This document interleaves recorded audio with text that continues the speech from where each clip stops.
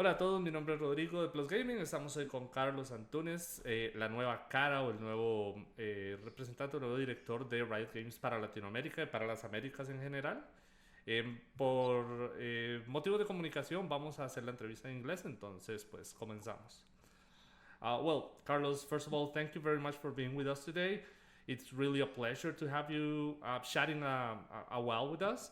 I wanted to start asking you, can you tell us a little bit more about yourself in the aspect that what led you to run your career into esports? What were your beginnings, and how does that help you to be where you are right now today? Sure. Very nice to talk to you, Rodrigo. It's an honor to be here. And well, before joining Riot, I worked in advertising, Okay. and I've been doing digital campaigns, social media, and planning for a couple of brands in an agency. And always been playing a lot. Always loved gaming. Did not play much League of Legends before I joined Riot, Okay. but I've been to a CBLOL once to take some clients from the agency and to try to create some strategies involving games and esports to the brands I was working with.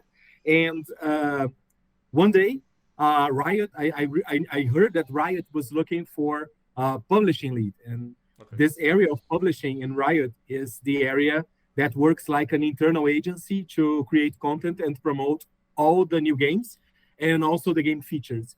So, for example, like when we launch a game mode like Arena, or when we launch a skin or a champion, there is a content planning initiative at Riot, so we can take this to players, so we can take with the community, and we use different platforms, different formats, and this is similar to what I used to do in the agency. So I applied to the position, and luckily I was called by Riot. So my first position at Riot for 3 months was as working in publishing to Okay. announce and create the campaigns for the new features of the game. But I joined Riot like weeks before the first CBLOL finals in 2016, and Okay. I went to the finals to help do the coverage, and I fell in love with it. I got along super well with the esports team. I in the past I had done works with brands on music and soccer, Yeah. so working with entertainment and working with these kinds of passions of fans was something that I really loved. So the minute I finished that coverage for CBLOL finals, I started to look for a way to work with esports at Riot, and it helped as well. So a couple of months later, I started as the esports lead in Brazil, and I've been there for the last almost 8 years. So I would say that working before with communication and content creation has brought me to Riot, and both for the game and for esports, content is what we do. Creating those experiences is what we do. So I learned a lot, especially about the game, but also about sports marketing and the business of sports. How Mm-hmm. can we bring sponsors? How can we work with teams to get sustainable and stuff? But I would say that my previous work with content creation and content marketing has helped me come to Riot. Wonderful. That is a great experience because a lot of people is trying to figure out how to get into Riot or how to get into any video games company. And your experience is something great that definitely is going to reach a lot of people and make them feel identified. Um, Carlos, jumping into what brings us here today, I want to know a little bit more about the expectation of the development that you have for the region. I know that you have done great things, and everybody that has followed the CBLOL has known how exponentially the CBLOL has grown in the last couple of years. But right now, you're doing a transition to cover a wider area. I mean, you will have to work in a lot of different areas with the complexity that Latin America has a lot of different styles and different ways to approach to the public. So I would like to know, most of all, what is your strategy, or what can we expect as a public or as a press, or the teams itself? What can we expect on the development of the area? So I'm super excited to work with the team that today works with Latin America, Mm-hmm. because they've been doing a great job in understanding the very specific aspects of the regions. Like you said, we at Riot think that Latin America is one of the richest regions we have in terms of potential. Mm-hmm. It's one of the biggest regions in League of Legends players, one of our biggest and most passionate fan bases. And we had this opportunity to show esports to all these fans, and that counts very much on understanding on all the countries, on all the different communities, what they like and expect from esports. So one of the things that will be always at the center of our strategy is understanding the different expectations from esports. So Okay. there will be probably a part of the community that expects to follow high level esports, and we will make always the best LLA, the best content, the best experiences ever. There is also a very interesting and very consistent part of our community that wants to experiment with esports. So reaching out to partners in the different countries to create amateur tournaments and create the path to pro. How can someone who maybe wants to be a pro player can find a very clear way, and with tournaments and experiences and teams to support their development up to tier one. So this is also something that's very important for Latin America, and we believe it's in the very core of the esports experience, trying to be a pro. So this is also something that we want to work with the Latin America team to see more possibilities. How can we go deeper in the communities at the local level and get more esports experiences?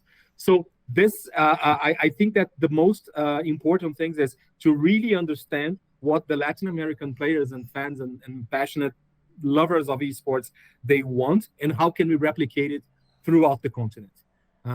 We count on some experiences that were done in North America and in Brazil. I Mm-hmm. think that this brings interesting perspectives. Probably not the same solutions will be applied to all the Yeah. regions, but something that I'm a very strong believer is that, especially between Latin America and Brazil, we share the passion. So esports is a lot more than the just 30 minutes in the rift, and there's a lot of things we can do, also connecting the communities. Yeah. I also see a lot of potential and a lot of openness in the Latin American community to connect and engage with others.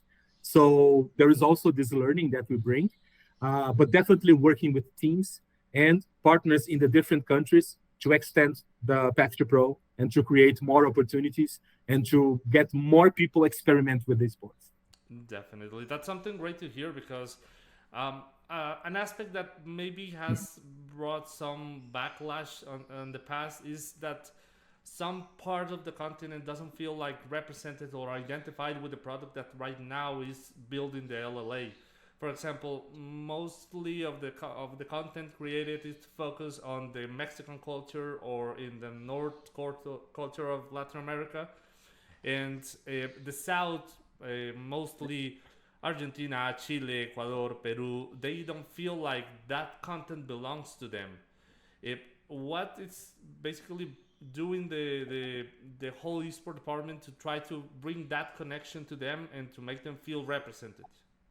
Yes, I think it's a very big challenge in such a big region like Latin America and a diverse region, Mm-hmm. uh, that definitely we need to work better and have strategies for this. When our communities are too big, we eventually end up with some polarization of where things Yes, happen. of Even course. if Brazil, for example, is a country, we do have regions that also are underserved, and we have to do a better job at connecting them. And we come up with specific projects for that.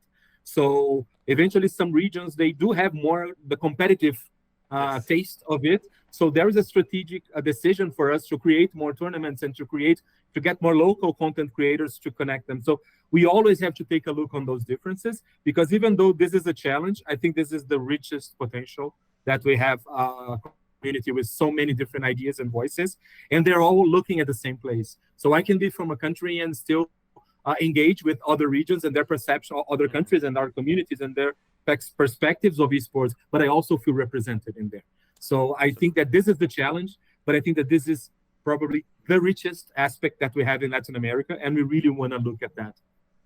Wonderful. I do bet that people from Argentina and all the south of the continent are going to be really happy knowing that, and getting to know that you're thinking in them already. That has been one of the biggest maybe complaints, for put it in a word, that the content has received lately. Carlos, as well, I wanted to ask you, with your experience and all the background that you already mentioned it before, and all the experience that you had with the CBLOL, where do you believe that the region should be moving from now on? We just basically got the 10th anniversary of League of Legends in Latin America. It's a huge year for the region, but where do you see that we should be moving from now on? One of the things in the core of our vision for the next 10 years, as I've been talking to the local team, and we also had a very similar movement in Brazil, because we made we also made our 10th year anniversary 2 years ago, and we also planned for the next 10 years. So when we look at the next 10 years of LLA and Latin America, there are a couple of things that we want to focus on, and definitely one of them is to accelerate the development of the league as a business and as a sport. So all other leagues around the world are growing. I mean, competitiveness never stops. We have to run faster, like Brazil, Latin America, some parts of other markets that were not at the same point as Korea and China in the beginnings of the league. So we have to narrow the gap. So we are working with the teams to understand how can we accelerate the developments of players, from the sourcing of players to also programs and interchange between the regions. We've been doing some things in Brazil that we want to bring to Latin America, like the interchange between European and Brazilian teams. So, for example, when we have one team being selected for MSI or Worlds, it's not just one team in the league that has this international experience. Other teams, they can also travel or go and together get this experience, so more teams come back to the league in the next split, and we have a critical mass of experience. Also, working with team owners to help professionalize the work of the staff that supports the teams. So we've seen also here in LLA that the teams have been investing heavily, not like from one coach, which is what we had like 3 years ago, through now positional coach, strategic coach, head analysts, data analysts. So all these different skills also help guide and accelerate the growth of players. So we source players who are mechanically talented and willing to grow, but we give them a much more organized framework, and they grow faster in less time. This also brings the region to a better point. So working in the engine that grows players, that actually deliver to the growth to the teams, is something that we're really trying to work on, and this requires collaboration between the Riot offices. Yes. So I'm very happy. We're already connecting some Brazil and Latin American experiences, so we can go together. And we actually, like, by being on the same continent and already having had imports in both leagues, this is a very easy collaboration to make, but also with the major regions. Something else that we also want to work with for the next 10 years, and like the growth of the LLA, is to reach out ever more fans. So changing the platforms that we deliver, the kind of content that we deliver, will help us also bring more fans that not necessarily will engage just by watching the match at first. So we have to tell more stories. We have to bring people. We have to celebrate, to show why the passion for League of Legends also live here. So innovating on content creation, innovating with streamers and influencers and content channels, which are very different now than what they were 3, 5, 10 years ago. Definitely something we have to do. People do not consume content the way they used to. So we have to go where our fans are.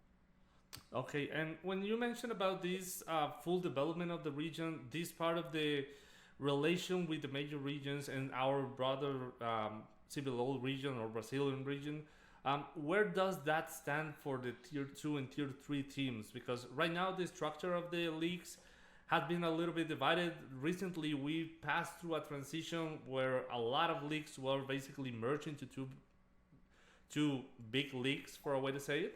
And the tier 2 felt like a little bit out of place, and the tier 3 is basically non-existent. So can you tell me a little bit more about that? Yes, we have announced it with not much detail, but we have already announced it that next year, 2024, we will gonna make an international tournament in the Americas for Tier 2. So this is a part of our strategy to invest and discuss the growth of Tier 2. As one of the solutions that we see that we can accelerate our regions is that we really have to start working with the next generation and create the most structured platforms for they to develop and be seen by the Tier 1 teams and grow into the future talent of League of Legends really well. And this is a vision that we share between North America, Latin America, and Brazil. So now with Riot's internal structure, also looking at the Americas to connect the initiatives that have the same vision, and Tier 2 is one of them. We are going to do a lot of things with Tier 2 to support organizations that want to come, and also to provide this structure with local competition and also Pan-American competition so that Tier 2 has a life of its own. So not only will, for example, in LLA, Tier 1, Tier 2 qualify to Tier 1 through promo relegation, but Tier 2 is also a layer of competition that makes sense on its own. We will have more structured competition. We will have more connection, even policies that favor the interchange of players on Tier 2 between the regions. So we really want to have Tier 2 growing fast and becoming super solid, because that's the future generation, and we really need the future generation like now. It's not for the next 5 years. We need them now. So we have to get all our efforts to look at Tier 1 and see where the tournaments need adjustments, see what the organizations need to get this stability to plan, to create the right policies to favor player mobility. So teams on Tier 1, they can easily see who's doing well on Tier 2 and also connect the regions. So international tournaments, international cooperation, the whole region of Americas will help each other, because then we'll get to Tier 1 quicker. So this is definitely something that's shared among the 3 regions of America. And it's one of my responsibilities to be sure that all the different regional leagues, they have our support to create this bigger Tier 2 program that probably will extend itself through Tier 3. And we'll get to universities, we'll get to other communities, and they will also feed into Tier 2. Wonderful. That sounds absolutely great. One of the biggest remarks, or one of the biggest separations that we had a couple of years, was the integration of Korean players for the league. At the beginning, people was not that into the idea of bringing players from a major region, when we are not giving that opportunity to the younger players, like you mentioned, to have the opportunity to go into the Tier 1 and start playing and start getting to people to know them. So this is basically what we were looking for, to have the opportunity to have all this talent that usually arise in a wider region like Latin America, and give them the opportunity to be on the first plane of the LLA. Carlos, I do believe that we can wrap up from here. I do appreciate a lot of the time that you have spent with us, giving us this opportunity to speak a little bit more about the development of the region and where does the LLA stands right now. So I don't know if you have one final message for the whole region, or for the people that is having like the first impressions of your work in Latin America. So first thing is, I really like to thank for all the community for being with us, for helping us. I would like to ask to keep on giving us feedback. We really want to nail what we do, exactly what the community expects from us, what they want. We understand esports is a very interesting experience while playing League of Legends, and we want to do the best. So any feedback, any interaction with our channels, we are attentive, we are listening, and we are going to work in that direction. I would like to thank also the community for these 10 years. And I would really like to commit to delivering even more in the next 10 years. We are together on this. The sports is our business, and we're going to still be looking at this because this is what we love and this is what we're here to do. And just to finish, I would really like to invite and have everybody watching the LLA finals this Saturday. If you cannot be with Gamergy with us on Saturday, connect to us, watch our channels. There will be lots of surprises, lots of things to celebrate our story together. And it's been an honor. I've been already working from Brazil with the team in Latin America. We are very much connected in the same challenges, in the same vision. And I will tell you that we are probably the most creative ones at Riot. We really want to do what we want to do. So it will be an honor to be working with the Latin America community.